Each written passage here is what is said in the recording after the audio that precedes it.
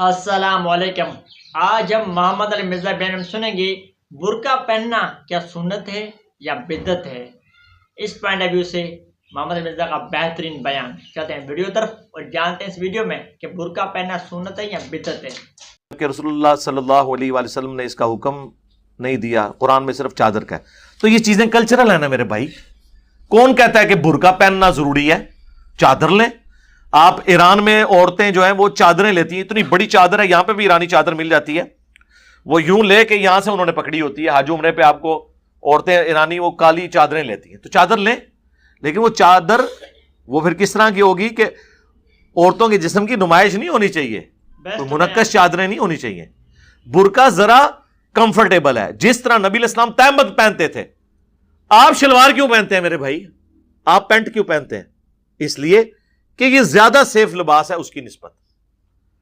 سنن ابن ماجہ میں موجود ہے، نبی علیہ السلام نے پجامے کو پسند فرمایا، خریدا، لیکن پہننے سے پہلے آپ کی ڈیتھ ہوگی۔ آپ کے نزدیک بھی شلوار تیمم سے زیادہ پسندیدہ ہے، اگرچہ آپ نے پوری زندگی پہنی نہیں لیکن خریدی ہے۔ آج اگر اللہ کے نبی دنیا میں موجود ہوتے ہیں تو برقعے کو پریفریبل کرتے ہیں چادر کی نسبت۔ چادر تو بڑی خطرناک ہے، اس کو سنبھالنا بڑا مشکل ہے۔ موٹر بائک پہ اکثر عورتیں گرتی ہیں برقعے کی وجہ سے، وہ اتنے چوڑے چوڑے انہوں نے برقعے سلوائے ہیں بھائی، درمیانہ سا برقع ہو اور اسے بھی سمیٹ کے میں، اور چادر ہو نا تو آپ کو ہر دوسرے دن اس طرح کے واقعات ملیں۔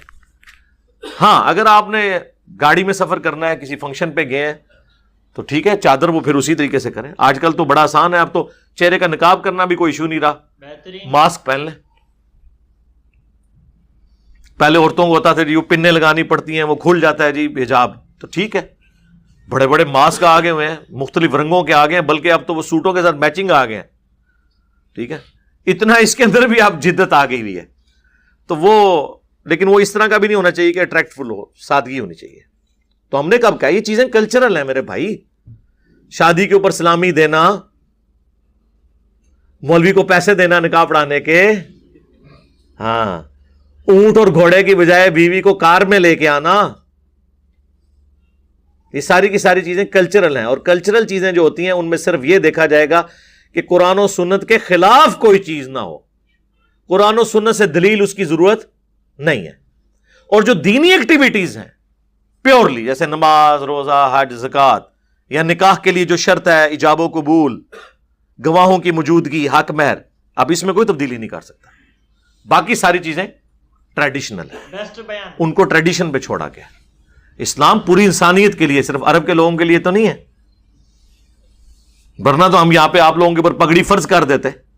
لیکن عرب میں کافر بھی پگڑی پہنتے تھے، مسلمان بھی پہنتے تھے، ریگستانی ماحول کی ہم تو نبی الاسلام سے ایک محبت کے اظہار کے لیے پگڑی پہنتے ہیں۔ ادروائز ہم یہ نہیں سمجھتے ہیں کہ جی پگڑی میں پڑھو گے تو نماز زیادہ ثواب ہوگا اور ٹوپی میں کم ہوگا، نہیں، ایک محبت کا اظہار ہے۔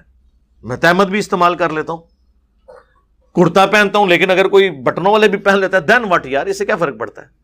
میں وہ کالر دوسرے والا نہیں، یہ اب کوئی دوسرا بھی کالر کر لیتا ہے تو کیا فرق پڑتا ہے اس سے؟ یہ کلچرل چیزیں ہیں، اس کو کوئی